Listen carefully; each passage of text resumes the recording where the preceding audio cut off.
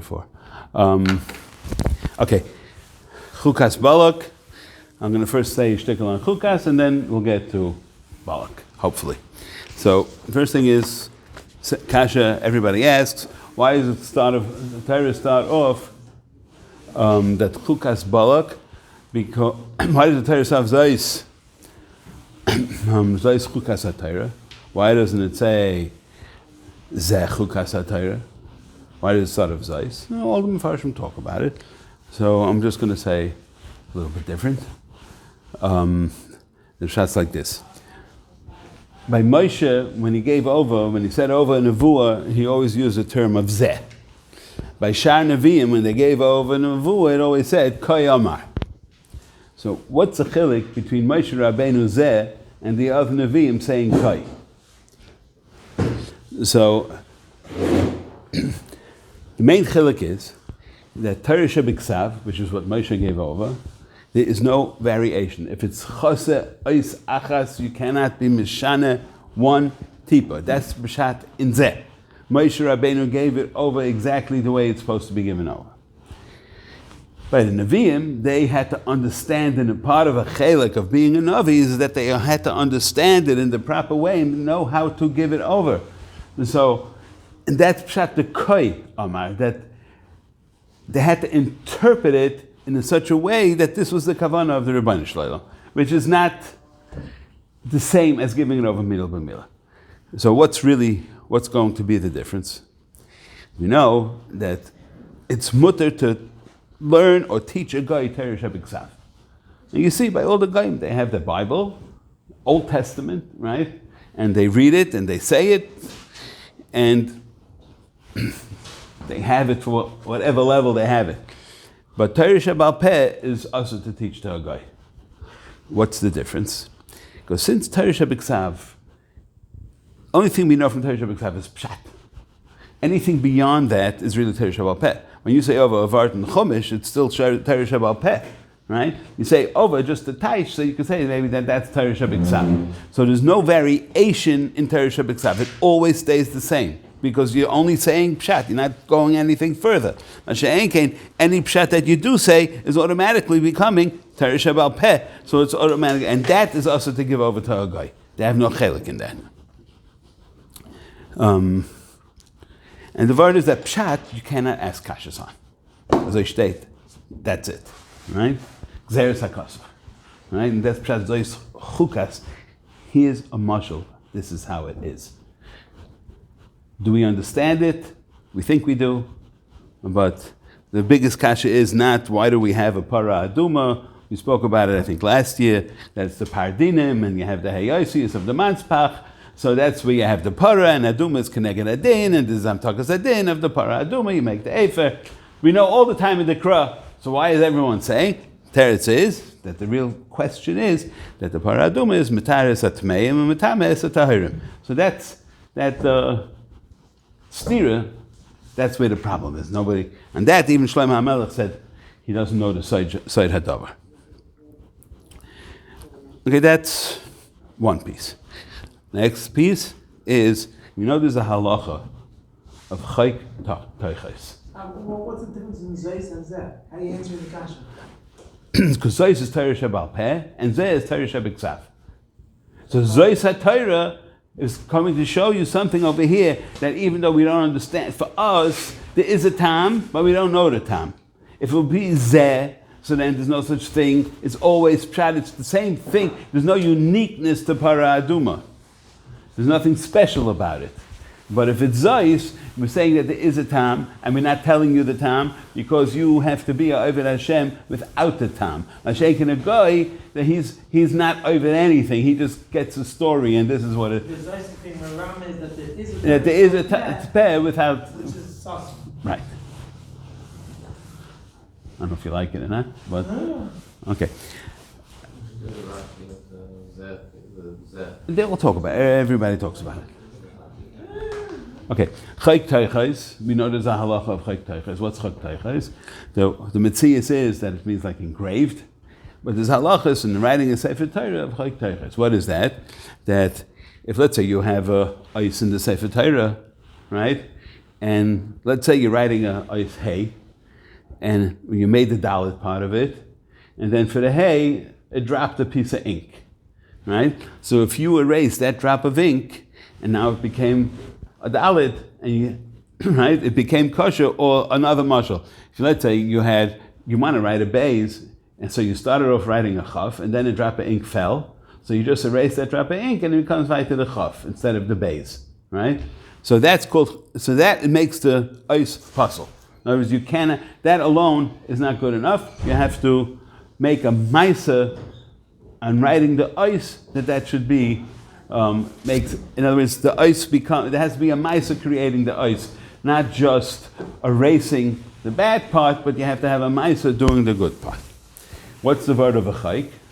What's the word of a chayk? A chayk is that we don't know the time. So why are we doing it? Because we're a Even Hashem. So it has to be chakuk alibecha, right? That's as I state, right?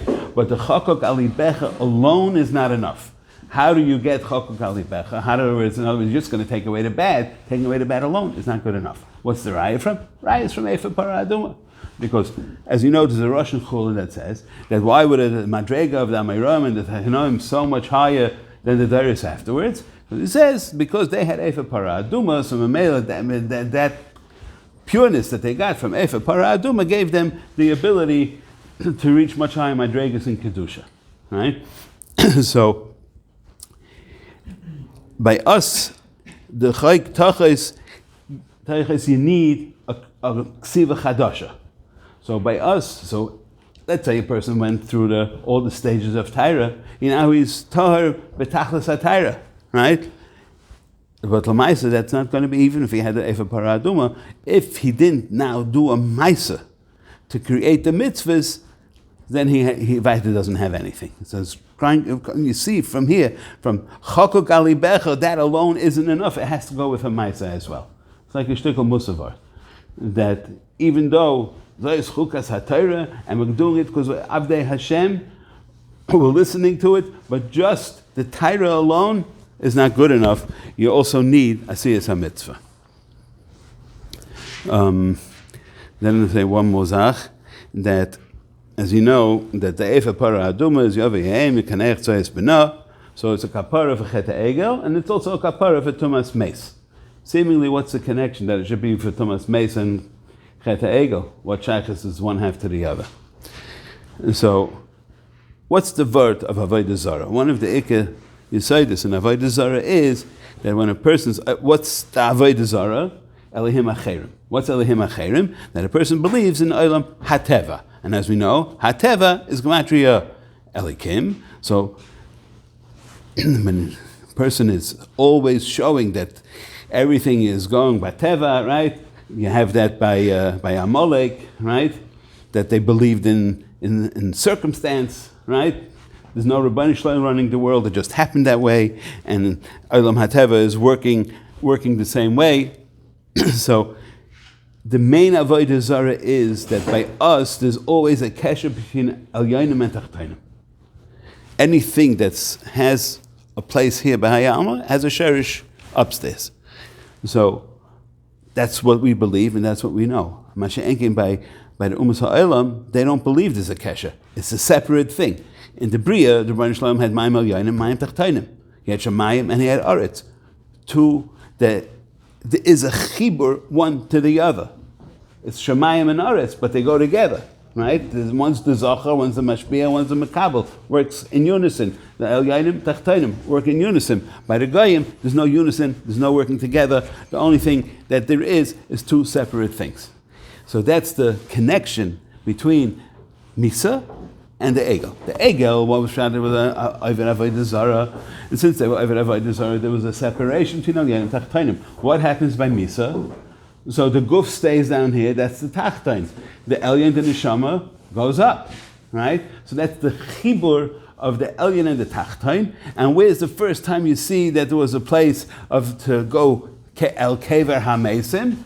That was in Chevron, by the Ma'aris HaMachpelah. And what's the Lashon Chevron? Chevron is Lashon Chibur.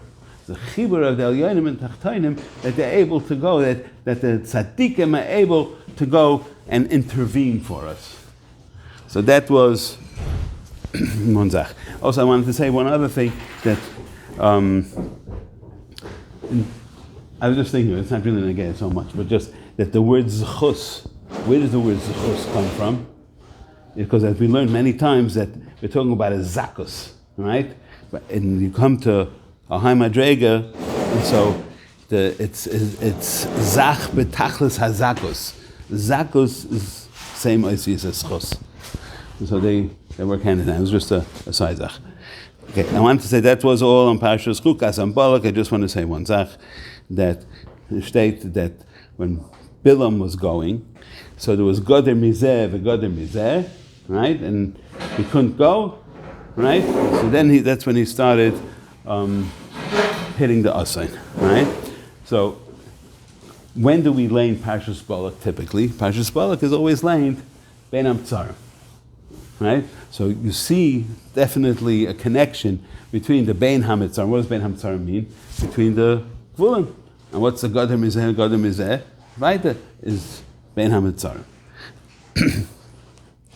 And just to, the Arizal says in Kavanas HaBrachas that, first of all, he says you shouldn't be doing Kavanas Bein HaMitzarim. Then he says also that in the first 3 brachas of Shemona Esrei, so there's 3 kavanas you're supposed to have. By the first shame, you're supposed to, the